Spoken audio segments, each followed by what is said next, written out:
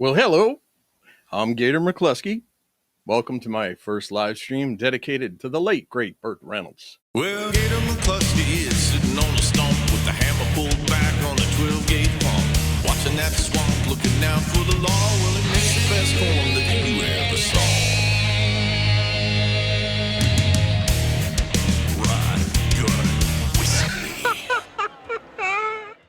I'd like to start by apologizing to those of you who have been anxiously awaiting Chapter 9 of the Burt Reynolds story. My hope is to get to that soon, but I wanted to at least connect with you here and give you all an opportunity to share some of your personal stories on the legend Burt Reynolds. Caca dancer. Caca. I'm going to try to play you some clips here that might get you a little familiar with what we do here on the Burt Reynolds Tribute channel. One of these first ones here is Ryan Gosling, who everybody knows, of course, from the Barbie movie. There was a story about him recently that Burt and his mom may have hooked up. I wanted to play this clip because I've seen it online a few times, but I did my own little spin on it where I put some clips in it. What was your first movie? Was that the movie you did with Burt Reynolds? Yeah. I'm surprised you don't know it. Frankenstein and Me. Frankenstein and Me. Yeah, well, all the kids at school don't know him. And Burt Reynolds was a stuntman who became an actor. Yeah. He wants to learn how to drive a motorcycle underneath the truck. What are you, crazy? I was like 13, 14. Did you get time with Burt? It's complicated. Because I thought he took a shine to me. Well, I'm kind of famous. I thought he thought there was something special about me. And then I realized that I have a really beautiful mom. Oh, so your mom was on set with you? He was just kind of interested. It was like I was getting like a secondary shine. Well, that's ridiculous. The real shine was from my mom, and I was like, oh, this is secondary shine. How long did it take you to figure that out? I'll be waiting for you. I wish I had found out sooner. We'll get together for a little kick the can or whatever. Nothing happened, okay? Just saying, like, he was just like, oh, You could have been Ryan Reynolds had that worked out. this close. Was he friendly? Did he give you? Yeah, but well, you know, Right, he wanted we know mom. why he was being friendly. He would sign stuff all the time. Like he signed a Mean Machine T-shirt. It was. Oh, very, he did? Yes, he told us not to see Deliverance. All the kids. Did he really? And of course, is the first thing we did. We should have listened to him. Yeah, for sure. And he gave me this odd piece of advice. He was like, let me tell you something, kid. Don't spend your whole life stepping over diamonds to live with a cubic zirconia. I remember that. And what does that mean? I was like, I'm 13. I don't know. I don't know what any of those things are. I don't know what any of that But is. now that you're an adult, it's still... Stop looking at my mom. It's... Oh man, I love that line. Stop looking at my mom. Ryan Gosling has really come out of his shell. I was never a huge fan of his, but it seems as though, I guess it started with that Saturday Night Live that he did recently. He won me over. If you ever go on YouTube, if you're interested in Burt Reynolds, I always suggest just punch in Burt Reynolds, right? You can scan through, and of course, Ryan Gosling's thing came up. That was sort of a viral thing that came up. As you scroll through, you'll see lots of different Burt Reynolds things. There's cool stuff here. You could find full movies. A lot of junk, though. Now, I warn a bunch of you out there that there's a lot of scams out there. That's not really Burt. And one of them is fake Burt. I mean, look at that. That's not Burt Reynolds. That's like some, I want to say, Mexican guy. I'm not quite sure. You know, these are AI-generated clips. I'll show you another one real quick. Here's one here. I mean, really, who is that guy? Just a warning. So Joe Rogan, of course, is an icon, I guess, of some sort. Turns out he's a big Burt Reynolds fan, and he talked about it recently on his show. I'm a huge Burt Reynolds fan. No, the greatest. I love that guy. He was so fun. He made me believe that like a handsome man could be funny. Yeah. I never thought handsome people were funny. Like the handsome guy was never cool. The handsome guy was like cool but silent. Like That's maybe right. wins a street fight. Solid. Burt Reynolds is like always smiling. It's like I want to hang out with that guy. He was a party. He'd go on the He had a Tonight Show mustache. with that big laugh. Yeah. Remember he had that giant laugh? He was the first guy that I ever really saw that was like a really handsome man that was hilarious. It's great when a new generation is turned on to Burt. I mean, who better to shout him out? Plus, he's in that generation. You know, those of us who grew up in the 70s, we knew of him as the top box office star in the world 5 years straight. That's never been repeated. There's never been an actor who was on top of the box office for 5 straight years as number one. I won't trust another Burt Reynolds video unless I see it here first. I think that's a good idea. All right, let's do one more video, and then maybe we'll take some calls. Another item that I'll play for you is when Burt was on the Johnny Carson show. This is during the time of the Sugar Ray Leonard, Thomas Hearns. The man, you know, there was some sort of mix-up in between rounds, and they were going to announce some of the people. You know, when he would sit there with Johnny Carson, if you ever get a chance to, you know, go down the YouTube rabbit hole, Carson brought the best out of Burt, and a lot of times Burt brought the best out of Carson. You know, for me, my entire life, it was Burt Reynolds. It's like, who would I want to hang out, have a beer with, and a few laughs? And that's the guy. And it's not always the guy in the movies, but it is a lot of times. But it's the Burt Reynolds that sat on that couch next to Carson that the world fell in love with. And that's what kind of helped make him the star that he was. Burt was going to direct a film called Kids. And this was going to happen, I believe, shortly after Smokey and the Bandit 2. And this would have been an interesting film for him to do that, unfortunately, he didn't do. I'm going to direct a picture in Georgia, in Savannah, right after Smokey, called Kids, which is a picture that I've been putting together for a long time, where I'm finally going to get a chance to work with kids. Great. It's a story of a man who leaves his children, gets a divorce at a when they're very, very young, actually before they've even had any personality at all. The oldest one is 6 or 7, but it's a girl who he just never could quite communicate with, and his wife is pregnant when they get a divorce, and he has another little baby who's like 1 at the time, 1.5. And he goes off to Nicaragua somewhere and chops down trees or whatever he does for almost 8 years. And in the entire 8 years that he's gone, he dreams of what it's like to be a father, having children around you with the pipe and slippers, as I have. And it's really not like that, by the way. But he thinks that that's what it's like. Yeah. And he conjures up in this dream world of Father Knows Best that we all watched growing up on television. What a great life it will be to have his kids. And when he gets back to America, he tries to see his wife, who won't see him. His kids don't know who he is and don't want to know him. So he kidnaps his own children and takes them, they're in New York, he takes them down south where he was raised in Savannah. And it's a love-hate relationship between the kids. And he finally figures out, after he's with them for a while, he can't stand them. He calls his wife back and says, I want you to take the kids back. And she says, are you kidding? I'm having the best time of my life. I don't want them back. So he's stuck with them, and eventually they fall in love with him, and he falls in love with them. It sounds like, hopefully, a Capra movie. It sounds wonderful. I want to see it next week. Yeah, we all want to see that one.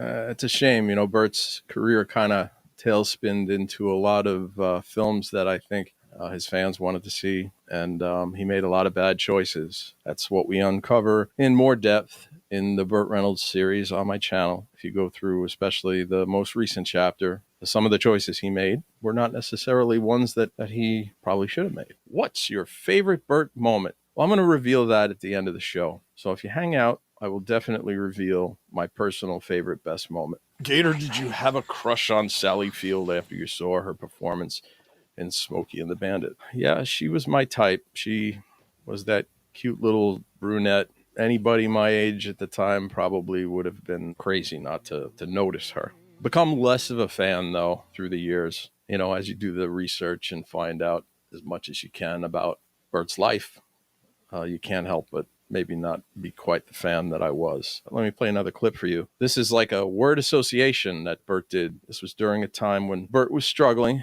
and I know he really not had his best of luck with women. He also seems a little bit humble about it. He tries to do sort of like a word association as she mentions each and every person in his life. Judy Carn. Irrepressible. Diane Cannon. Organic. Organic? Organic. Organic. Okay. Candace Bergen. Intelligence. Beauty. Farrah Fawcett. Underrated. Dolly Parton. I love her. Lonnie Anderson. Beautiful. Surprising. Dinah Shore. God's gift. Nicest, smartest, I could go on and on and on, and most beautiful woman I've ever met. What happened is my immaturity and stupidity and thinking that I had to be in the fast lane because I was out there doing all those movies. I think of her every day. And I miss her every day. And now more than ever, because I wish you could see that I've grown up. We had this passion that I'd never had before with anybody, and we couldn't stay away from each other. That was a forest fire. The biggest regret of my life is that she never, ever saw the best of me, and I saw the very best of her. He's been with a lot of women, not only in movies, but he's had a lot of women in his life. I thought that was an interesting clip. I hadn't seen that before. Hello, sir. Going on? Look at you with the cannonball shirt on. Let me get a look at that, buddy. Stand up. Let me see if you can see this too as well. Look what I got on TV here. Oh, you see are it? we watching? Is that Cannonball 2 or 1? Cannonball 2. Cannonball 2. Cannonball 2. What do you love about Burt? What was some of his movies that made you a fan, and maybe tell us something that we might be surprised to hear? Yeah, so my older brother, 5 years older than me, was a big Burt Reynolds fan. He's the one that got me into Burt Reynolds. I remember watching White Lightning, Gator, Longest Yard with him being like an 8-year-old, not knowing what the hell was going on, and obviously Deliverance. When we moved out of the Bronx, maybe in like 83, 84, we moved up to Orange County, Monroe, New York. We finally got cable. I mean, I remember watching Cannonball Run 2. I was a huge fan of Stroker Race. I know people hated that movie, but Not as me, man. a 12-year-old, Lonnie Anderson, oh my God. I think I became a full-on puberty teenager when Mary Lou Henner in Cannonball Run 2 walks out of the little store with a 6-pack of beer after being a nun, dressed in that tight shirt. I mean, I was 12 years old. I was like, wow. City Heat with Eastwood was, I love that movie too. So that's interesting to hear that that you liked some of the movies that really weren't a lot of his popular movies, the movies that people look back on like as, being ones that weren't very good. They're, cheesy comedies, bringing all his friends on, just fun movies to watch. And it was like, he knew what he was trying to do from a silly perspective. Before Will Ferrell was making all these silly movies, Burt was doing it with his buddies all in the 80s. I know a lot of your documentaries that the folks haven't watched the rest, part 1 through, how many parts you got so far? 8. So we're working on number 9 now. Yeah. Yeah. I've watched them. I keep annoying you to put out part 9, but everyone needs to watch them. The detail that Gator puts into these, I mean, all the facts behind the story and how these movies are made and the pros and cons and the reviews, just amazing stuff that if you weren't a Burt Reynolds fan, you'll become a bigger Burt Reynolds fan and obviously become a big fan of Gator as well. That's a huge compliment. I appreciate it. Thanks for joining the show. I appreciate it. Let's bring on Mr. Johnny Boy. What do you say, Johnny? Dude, this is awesome, bro. Like, I love Burt Reynolds, man. Like you said a little bit earlier, he's a man's man. And I remember my grandfather, they used to play a lot of Burt Reynolds movies in Ecuador. I remember watching Malone with the Mustang. That movie was, and I was like, dude, this is so badass. And then, I mean, another nugget too, All Dogs Go to Heaven. He played Charlie's voice. Because of these clips that you were showing, I want to go home, find the tightest jeans I could put on, put a black sweater on, and try to grow my mustache as badass as he could, bro. That's why I became a Burt Reynolds fan, was because of my grandparents, him showing me the movies. And it was weird because they would be dubbed in Spanish, right? So then I got older, watching in English. I thought Burt Reynolds for a while was Hispanic, dude. Just to kind of let you know that, which is funny as crap, Burt Reynolds is the man. I mean, come on, man. He was getting all these broads back in the days. So, hey, Gator, I appreciate you, bro. Like, this is awesome that you're doing this. Back in those days, it was kind of frowned upon if you had a mustache or, like, any kind of, like, facial hair. It was always the clean cut. That dude was a pioneer, like, and you're right. Like, it sucks that later on with some of the stuff that he was doing, he's the GOAT. Absolutely. Well, I thank you, Johnny, for joining the show. It means a lot to me, and I appreciate your support, pal. Let's go, Burt. baby. Go, Burt. Here we go. We're going to bring on our next guest, fellow by the name of Nick. Great work, man. I'm enjoying it today. Something Excellent. different to watch and some different content to take in. My favorite Burt movie, by far, is Boogie Nights. I am a huge, huge Boogie Nights fan. And the role of Jack Horner, with as serious as he was but also the dry, silly comedy mixed in with his comments. It's one of my favorite movies of all time. I can watch that on a loop. And in my 20s, we did. That would be like the Friday night, nothing to do, grab a 30-pack, grab the VHS tape, go over someone's house, pop in Boogie Nights, and just have, a blast for 2.5 hours. That's rewatchable. That's, one of the main things to me for any movie is it rewatchable, and whether it be Jaws or Raiders of the Lost Ark, it's how many times can you watch The Godfather and this and that. If it's on, it doesn't matter what part of the movie it is. You can just finish it out. Some of the quotes in that movie are just fantastic. Where do you put that in terms of like Burt's movies? Is that up there for you? I have a love affair with his movies from the 70s, Deliverance, The Longest Yard, Smokey and the Bandit, Hooper, Sharky's Machine. It's so tough for me because it's not a starring role, right? So it's hard for me to put it in his top 5 because he's a supporting character. As a film, it's probably one of the greatest movies he's ever been in, next to maybe Deliverance. As far as Burt's catalog, it drops out of the top 5 for me just because he's not the star of it. The original choice for that role was Warren Beatty. The original choice for the role of Dirk Diggler was Leonardo DiCaprio, who passed on it for Titanic, actually. If you can imagine that movie with Leonardo DiCaprio and Warren Beatty, it would have been a little different. Different. Well, to be fair, Leo would have gotten wet in both movies, right? Thank you, Nick, for that. That was a good addition to the visuals that I had in my head already. But yes, you are correct. It would have been a little different. I'm glad it worked out the way it did. Sometimes you look at a role and you look at the actor who plays it, and you hear these stories. I'm a big fan of The Office. And you hear that other actors tried out for certain roles, and there's been clips that go out of the reads when they were trying out, like Seth Rogen, the role of Jim, or Dwight, I forget which one. And you hear these, and you're like, oh, I'm glad they didn't go that route, because the actor portrays the character so well, it's married in your brain, and you can't even fathom somebody else stepping up and doing that role. Yeah. Just those actors in that movie, top to bottom, it was just cast so perfectly and just has an all-star cast. So it's tough to envision anyone else taking and doing with the characters what that cast did. Most definitely. And unfortunately, all right, brother, we didn't get to see him in Once Upon a Time in America because he was supposed to be in that, and then he passed away. So that would have been another. How old was he when he passed? 82. God bless him. Great life. Iconic. He went to the table reading with Quentin Tarantino and Al Pacino and Brad Pitt, Leonardo. All those guys sat at a table reading, doing their lines, and then he passed away 2 weeks later and never got to shoot it. Shit. Who took that role? His friend, Bruce Dern, but he was one of Burt's closest friends, and it was appropriate for him to get that part. Great work, man. Big supporter, and as always, man, continued success to you in all your ventures. Thank you, pal. I appreciate you. If it looks like shit and it sounds like shit, then it must be shit. Hey, what's up, Gator? Congratulations on joining the live universe. Yeah, it's a little nerve-wracking. There's a lot of buttons to press here. You and I share a favorite movie, which is Jaws. Oh, yes. I think that's my favorite movie of all time. Mine too. And I love Farewell and Adieu.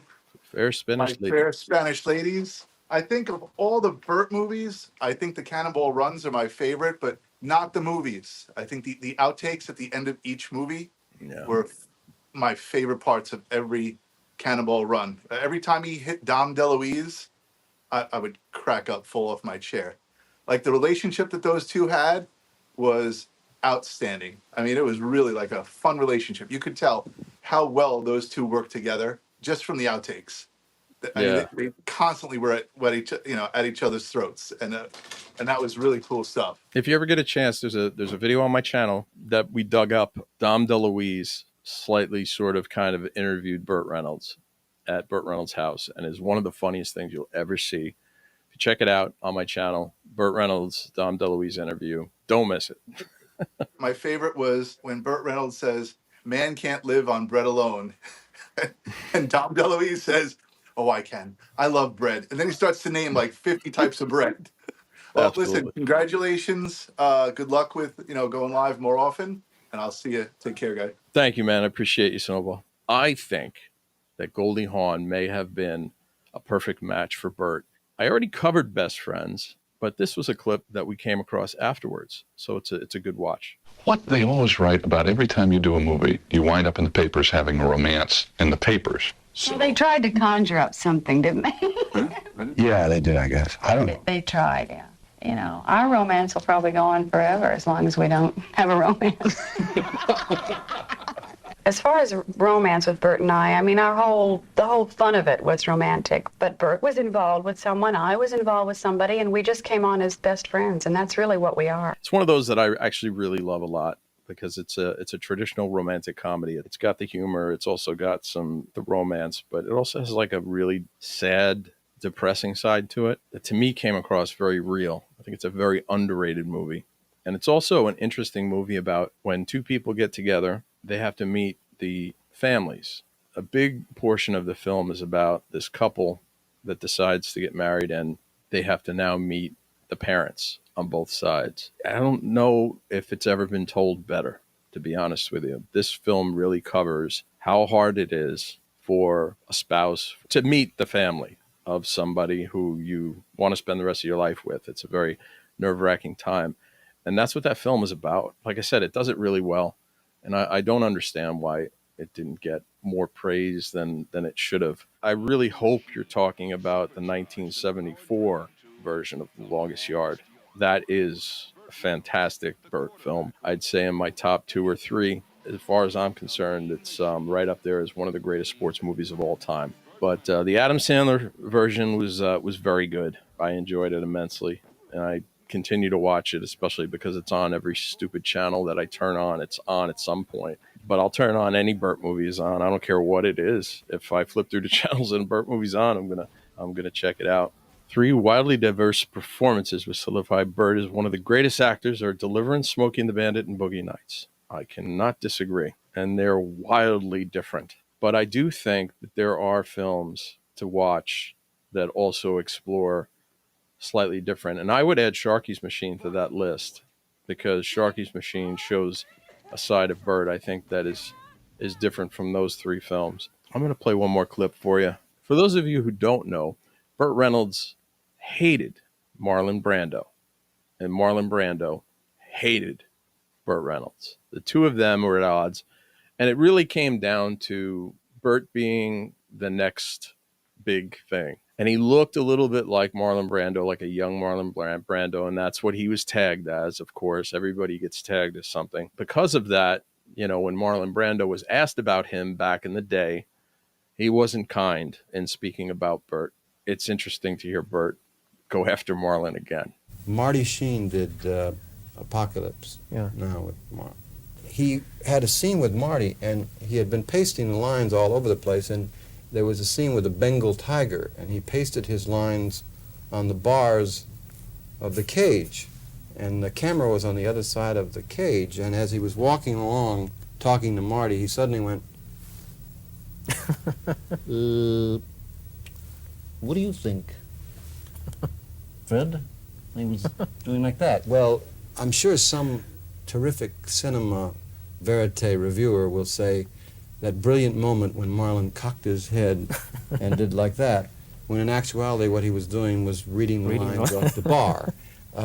He also, those pauses that Marlon is so famous for, most of those pauses are trying to find where he pasted the line.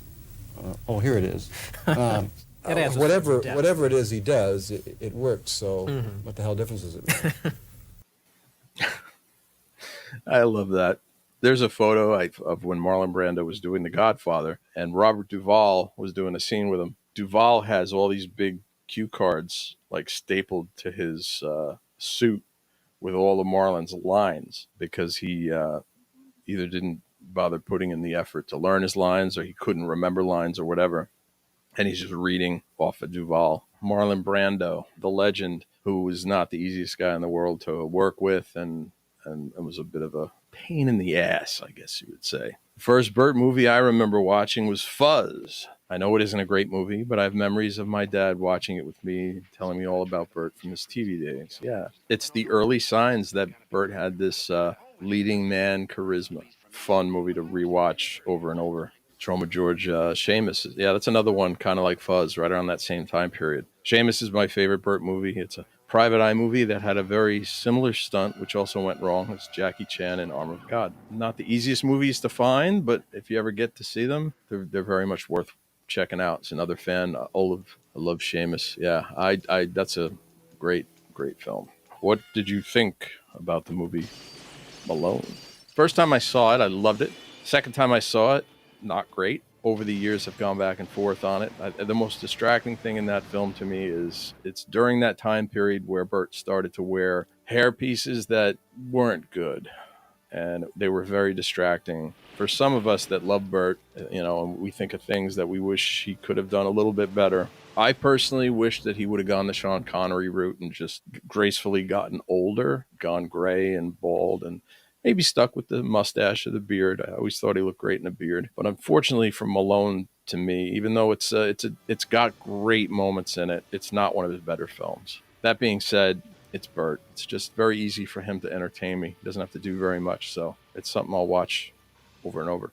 Olaf mentions there's a film that he did called Citizen Ruth that he says was the worst. My very first exposure to Burt was when I was a kid. Me and my dad watched Smokey and the Bandit. That's a lot of us. Me too, to an extent. I probably got introduced to him The Longest Yard. My father was watching it with his friends, and I wasn't allowed to watch it because it was rated R. I was a kid.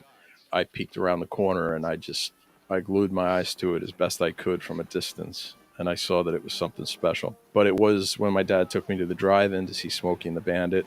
It was actually a double feature. It was Smokey and the Bandit and Gator. And I sat in the car and I watched Burt Reynolds in Gator and Smokey and the Bandit. Done. That's my guy.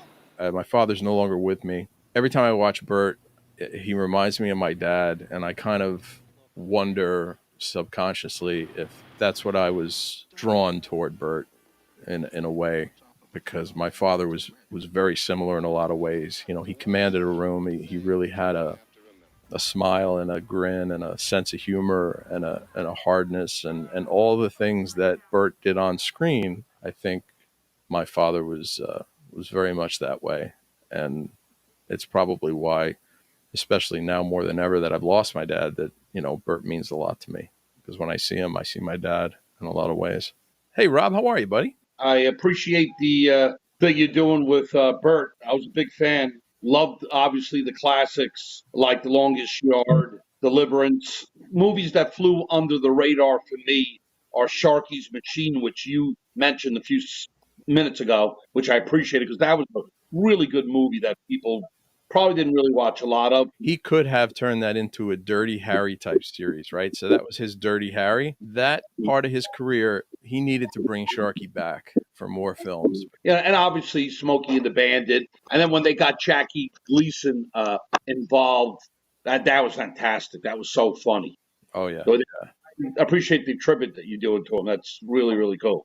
Thank you. Yeah, I mean, some of us are trying to keep his legacy alive, because the younger generation, it's crazy when you ask if they've ever heard of him, when they haven't, then you mention the Adam Sandler's Longest Yard and they go, oh, that guy, not knowing why that movie exists. If I had to say a movie that didn't live up to the hype, Gator, I don't know if you concur with it or not, was City Heat with Clint Eastwood.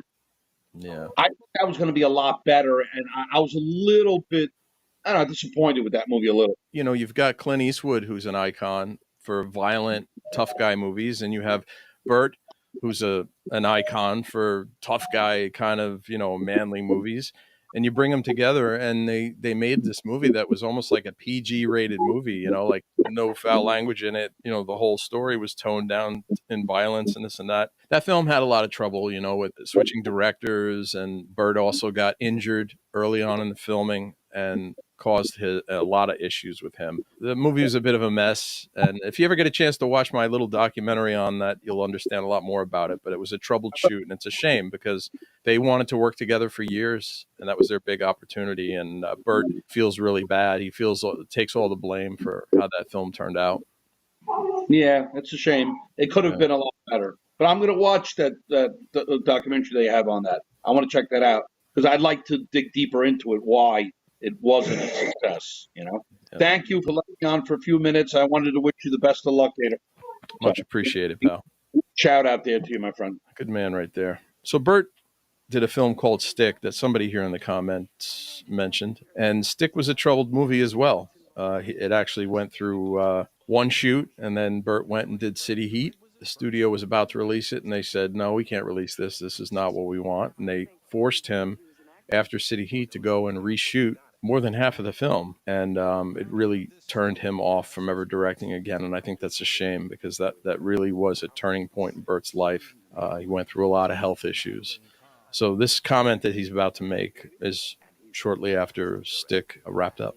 Are you a better director in this than you have been in the past? No. But no worse? Oh, no. You haven't gone the other way either? No. Oh, certainly not worse. Is that what you want to do the rest of your career, you think, little by little? Do you want to do more and more directing and fewer films?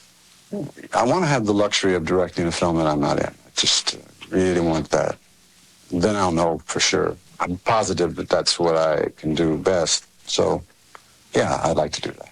Yeah, you can see the pain in his face. He's not happy at that time. Lawrence says the cool thing about Burt was that we knew his movies he did were bad, but he did them because he wanted to help his friends, and that they were mainly just fun movies. Movie like Stroker Ace, he did for his friend Hal Needham, who directed Smokey and the Bandit and Cannonball Run. And that's not a film that he wanted to do because he was just, why am I going to do another car chase picture, right? But he did it for his friend. And he turned down some really great roles around that time, including Terms of Endearment, which won Jack Nicholson the Oscar for Best Actor. So really is a shame. Let's play another clip here. So Burt talks about when he did Sharky's Machine, he considered someone else for the role of Nosh. Joe Pesci, who I think should have gotten the Academy Award for Best Supporting Actor, was up for Nosh in my picture. Is that what they get? $1,000 a night? That's right. We had 5 meetings, and his agent is Bob De Niro. He doesn't have an agent. Bob De Niro tells him what to do. And De Niro felt that it would hurt his career to do a picture with me. And I was really hurt by that, personally, and also I thought De Niro was crazy to think that. I mean, it hasn't hurt anybody else. I mean, Sally Field's career hasn't gone to the toilet. Not true.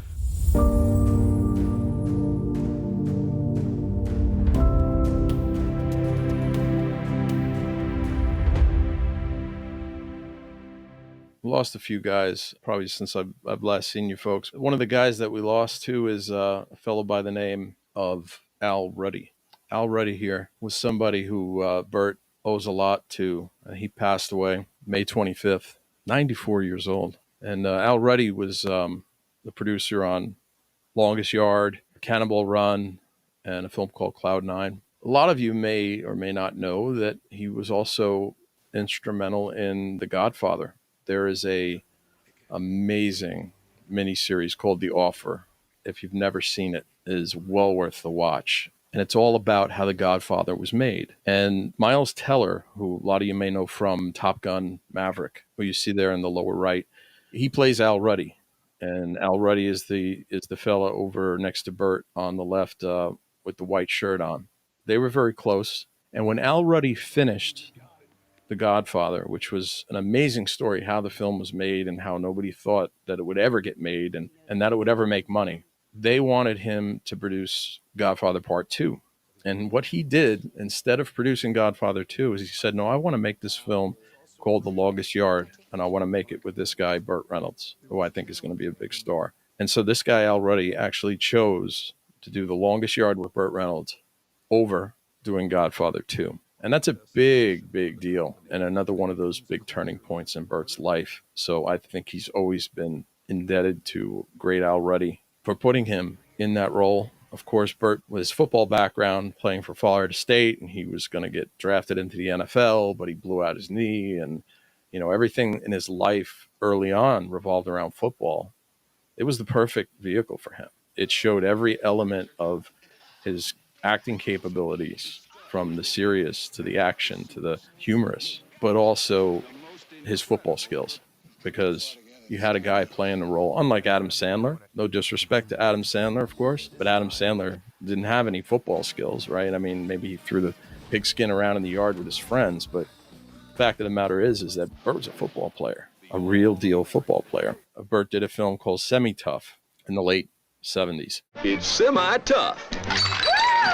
That was his second football film. It's a great movie. It's a lot of fun. Chris Christopherson is in it. Jill Clayburgh. It's a great football movie. One of the things I did want to show you is, so Gardner Minshew, who was actually a player that the Jets were thinking about bringing on as Aaron Rodgers' backup. Here he is in a recent picture with a great little Burt Reynolds shirt on, which I think is awesome. Makes me appreciate him even more. And of course, he's got the Burt mustache. Check out Mr. Aaron Rodgers with the Burt gear there. I don't know if that's exactly what he was channeling. You know who's very close with Burt is Joe Namath. And Joe Namath, of course, as you know, is Jet royalty. I mean, he is the man. And then you've got Joe Klecko. And if you have an opportunity to check out, there's a clip on my channel with Joe Klecko, who talks about Burt recently on the Jake Asman show. And she said, Joe, Burt Reynolds called. I said, did you recognize the voice, Mom? You know, who it was? She goes, no, the director's going to call you back tonight from Hollywood. And he said, they want you to be in a movie. I said, really? Burt and I became pretty good friends. And of course, I did Cannonball Run and Heat. This fella, he is my partner in crime when it comes to writing the Burt Reynolds stories. He is from the UK. He is a Burt brother, and I love him very much. And he's got more knowledge in his head than I'll ever have when it comes to Burt Reynolds. Ladies and gentlemen, Mr. Al Glasgow. Hey, brother. How are you, man? I'm good. When Malone came up, I did think, yeah, it's Malone. What about this one here? Run, Simon, Run. He turned down MASH for Run, Simon, Run, Skullduggery interviews where he says he turned it down because the money wasn't right. But then he says, like, later on, he turned it down because he got the infection, you know, from the water in Operation CIA. But Seamus, I love Seamus, you know. I really like it. Me too. And Fuzz. Fuzz, yeah. You know. That's funny, just for the Raquel Welch story. And getting set on fire. Well, it didn't go right. It all went up the lining of his jacket, didn't it? He had to find a puddle and roll down in the puddle. And that ended up in the movie. Our buddy George here says what I say, that you know more about Burt than Burt did. I'm not quite sure about that. Burt would embellish on stories, right? Yeah. He was an unreliable narrator, wasn't he? He loved a good yarn, though. He loved to tell a good story. He was a storyteller. Somebody mentioned Breaking In. I love Breaking In. You and I talked about it recently. Yeah. No, I love Breaking In. That should have been his intro into supporting roles, character actors. He didn't make another movie till Cop and a Half. That should have been his Sean Connery moment of going down Untouchables type roles. Smokey 3 is a horrendously bad movie. If you watch my little documentary on it, you can't help but just appreciate it on some level that there's some genius in there somewhere. Yeah. You know, you just got to dig around and try to find it. Did they release this for people to watch? Gleason thought it was funnier than the other two movies. He probably had a movie to sell. You know, and it was his movie, so, you know, whereas the other two were Burt's movies. But somebody mentioned City Heat as well. You and I always say that should have been Sharky's Be Dirty Harry. And I need to go back to somebody who mentioned Mary-Lou Henner. She will always be my favourite of Burt's girls. As you rewatched Evening Shade, did you fall for her? Oh, I fell for her well before that. I was in love with her in Taxi. Even before Man Who Loved Women. Somebody said about Lonnie and Sally. I fell in love with Sally in Smoking the Bandit, as everyone did. But how she's behaved after he's died, Lonnie has shown so much class. I prefer Sally over Lonnie, but how they've behaved since, nah. Mary-Lou for me, Mary-Lou Henner. It's why I think Cannonball 2 was such a missed opportunity. He was with Shirley MacLaine, he had no chemistry with her. Yeah. And Dom DeLuise might as well have been kissing his sister in the back of that car. They had zero chemistry. James Arthur asked, would you like to see Burt playing a biopic? Oh, nobody, man. They shouldn't do one. Pedro Pascal? Pedro Pascal is definitely that guy. I know Burt always said Clooney when they asked him, he'd say Clooney. I don't think it'd be very pleasant for fans to watch. You know they'll delve into the negative. Hey, you know, I want to play a little clip here. My favorite box set of the year. The winner of this one has a lot of meaning for me. So I brought on somebody really, really special. We're going to bring on the great Gator McKlusky, and he's going to present the favorite box set of the year. And once you see his video, you'll understand why. Take it away, Gator. Hello, I'm Gator McKlusky, and I'm here to present the award for the favorite physical media box set right here on the 2023 Jeffy Awards. Now, this is a very prestigious award, and I'm going to go through the nominees first. Gator! Fuck all that. And I only had time to look at 1 or 2 of these box sets, man. No nominees, dude. Just give out the fucking award, fat ass. Let's move on. Apparently, Jeff didn't have time to look at very many of these box sets, so he just went with the first one, I think, that he saw. Well, I'm just going to announce the winner, because it's very exciting, and it's right here on this card. The winner is the Box of Burt. Yeah! Oh, boy. I've never been so happy. I've got it right here, because let me tell you, the Box of Burt is very special to me, because why? Well, first of all, it's got 4 of my favorite Burt Reynolds films in it. It's got The Best Little Whorehouse in Texas. It's got The Man Who Loved Women. It's got Cannonball Run, not just #1, but also #2, which has never been on Blu-ray before. And it's got Stroker Ace. And I love these films. And, some people will say, well, other than Cannonball Run, these aren't some of his better movies. But I'll tell you, I hate musicals. In fact, I think musicals are the worst thing since, well, rye bread, basically. This is actually a good musical. It's fun. You gotta watch The Best Little Whorehouse in Texas to really understand. It's not La La Land. La La Land is garbage. How that thing even got nominated, I don't know. Don't get me started. There's a lot of good extras on these box sets, including yours truly, Gator McKlusky. See, I have my own YouTube channel. I don't want to promote this on Jeffy's show, but I have it. It's called Gator McKlusky Reviews. And if you go there, it's nothing but Burt content. If you love Burt Reynolds, you're gonna want to go to my YouTube page, because not only will you see my full review of Box of Burt, which is very in-depth, but you'll see some of the content that's on here. The content that's on here is slightly different, so get this too. I understand why Mr. Jeff made it his box set of the year. It also comes with a bunch of crazy shit if you can get your hands on it. All kinds of stickers and decals and underarm deodorants and all sorts of other things. I recommend it highly.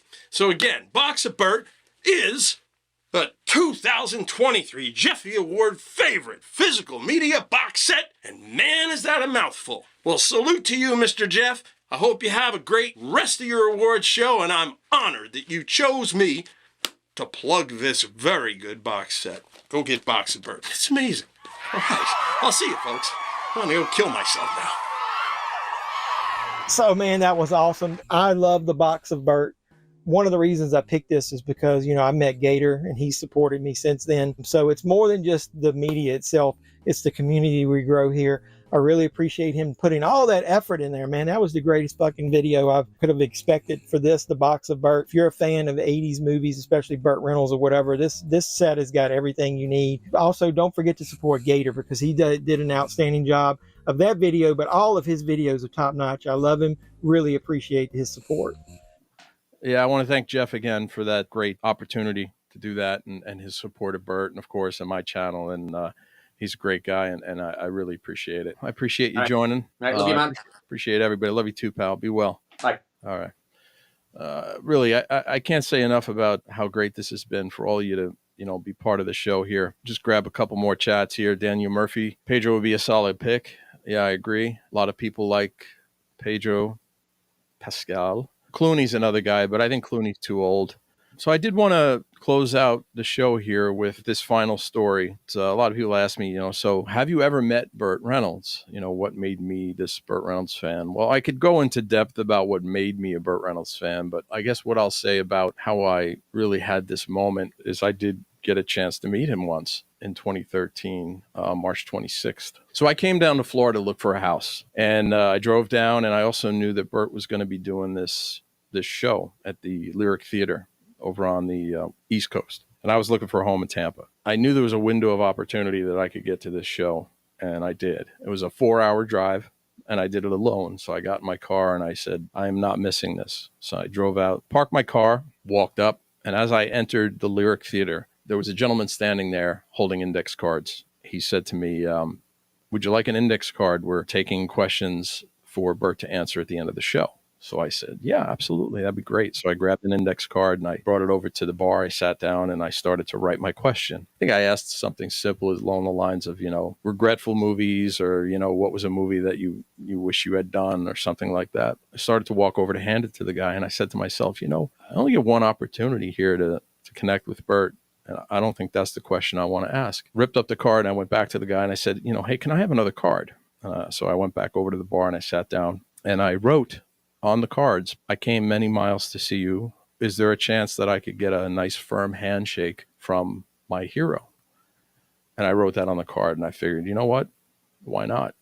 I'm in this big theater with all these people. And if I get lucky enough for him to read my card, maybe I can have that moment. So I handed him my card and I went in to see the show, and the show was close to 3 hours long. It was fantastic. Burt telling stories about his life. And he started to read the cards, card after card after card after card. Hadn't read mine. I figured, okay, it's probably not going to get read. And then he read my card. It was a very special moment in my life, and I'll never forget it. So here's a audio of that, because we were not allowed to bring in cameras. I had my phone recording the sound in my pocket, so I at least had the audio, and this is how it happened. I traveled 1,500 miles by car to see my hero. Any chance I could get a firm handshake? Of course you could. Right.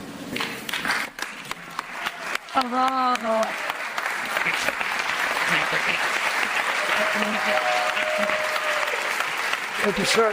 Thank you. Thank you.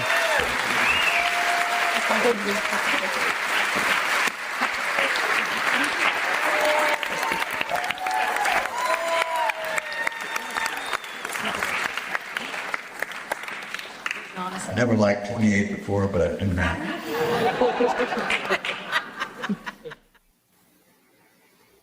Oh, every time I watch that, it kills me.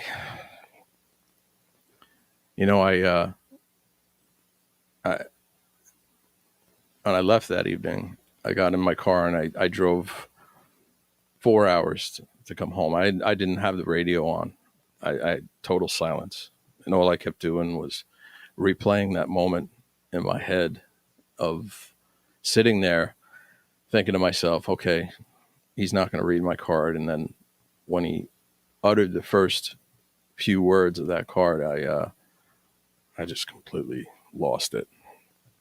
Walked up to the stage and I reached out my hand, and man, I'll tell you, he gave me, this older man who probably wasn't the easiest thing in the world for him to get up. He had a cane, and he came to the front of the stage and gave me the hardest handshake I ever had in my life. That was a moment I'll never forget.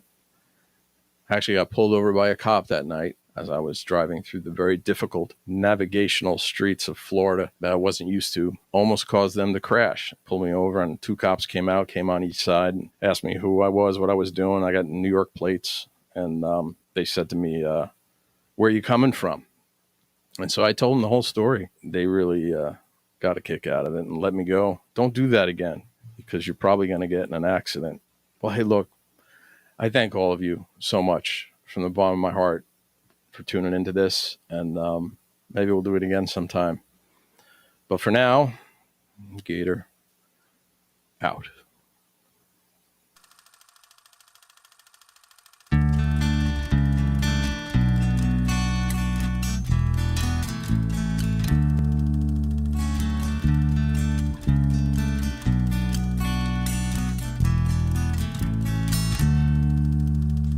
Looks like the only thing left to say is goodbye once again.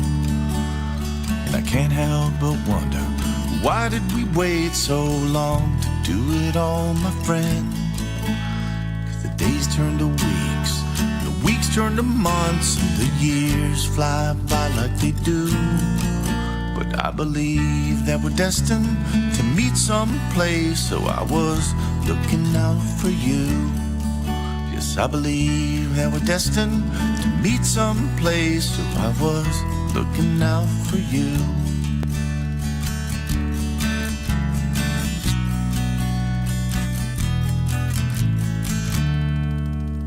Well, a wise man once said that all good things must come to an end. As I pack my bags, I can't help thinking this is what he meant. We had a whole lot of fun, and we told a lot of stories, maybe not all of them true.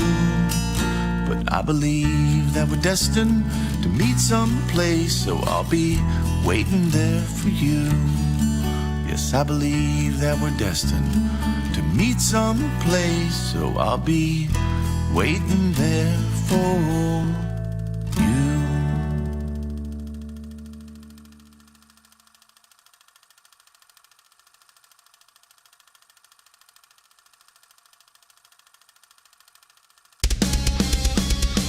Don't forget to like and subscribe to get notified about new videos and original Burt Reynolds content right here on the Gator McKlusky channel.